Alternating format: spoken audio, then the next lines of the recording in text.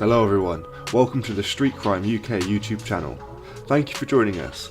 Please don't forget to like, share and subscribe for more exciting true crime content. Today we look at two Northern Irish men who ran a drugs party pack import-export business using an online underworld marketplace known as the Silk Road. Ryan Michael Milligan, 29, from Dundrum, Codown, and Ryan Thomas McManus, 31, from Ava Street in South Belfast, were sentenced for over 40 drug offences. After pleading guilty to a range of offences committed over an 18-month period, both men were handed 7-year sentences, half of which will be served in prison, with the remaining 3.5 years on licence upon their release. During today's sentencing at Belfast Crown Court, it emerged that a third man who was facing 2 charges linked to the operation passed away last night. Conor Devaney, 36, from Dwelling Park in Newcastle, Codown, appeared in court last week when the Crown set out its case against the 3 men.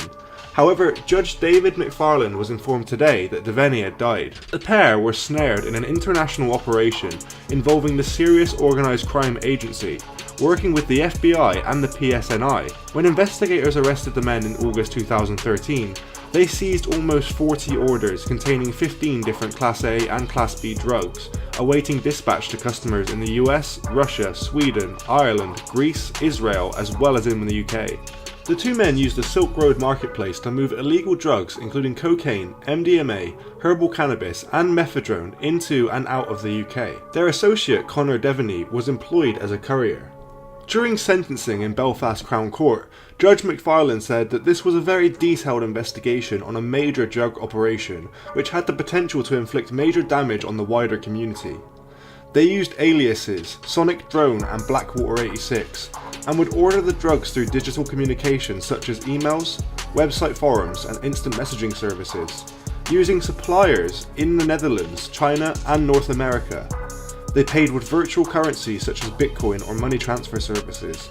They also accepted Bitcoin as payment from their customers. The National Crime Agency today told Belfast Live that the drugs would be shipped to Northern Ireland through the legitimate courier services to either virtual addresses or to the addresses of a trusted associate. They would later be delivered by Mr. Devaney to Mr. Milligan or Mr. McManus. Analysis of computers seized after their arrest showed they used the Silk Road to advertise their services to the worldwide market. Evidence from the FBI's operation against Silk Road in September 2013 showed they facilitated 300 bespoke orders in the 15-month period between May 2012 and July 2013.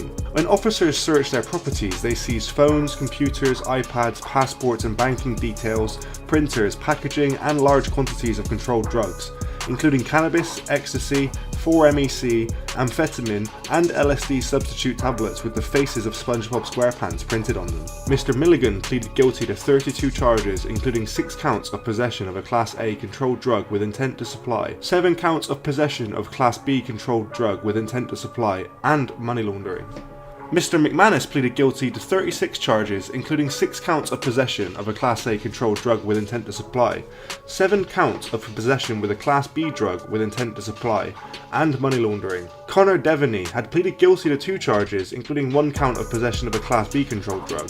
The NCA operations manager, John Costley, said that drugs destroy communities, and anyone who thinks buying and selling them in the virtual world is safer than buying and selling them on the street is very mistaken. The National Crime Agency, together with its partners locally, nationally and internationally, will protect the UK public by pursuing those involved in serious organised crime, and will pit them before the courts. Defence barrister John McCrudden QC, acting for Mr. McManus, said that his client came before the court with no criminal record and had expressed remorse for his involvement. Mr. McCrudden said that within the prison context, his client, who started taking drugs in his youth, has completed a drugs awareness course and a victim impact program, and had now gained an insight into his offending and the impact drug offences have on people.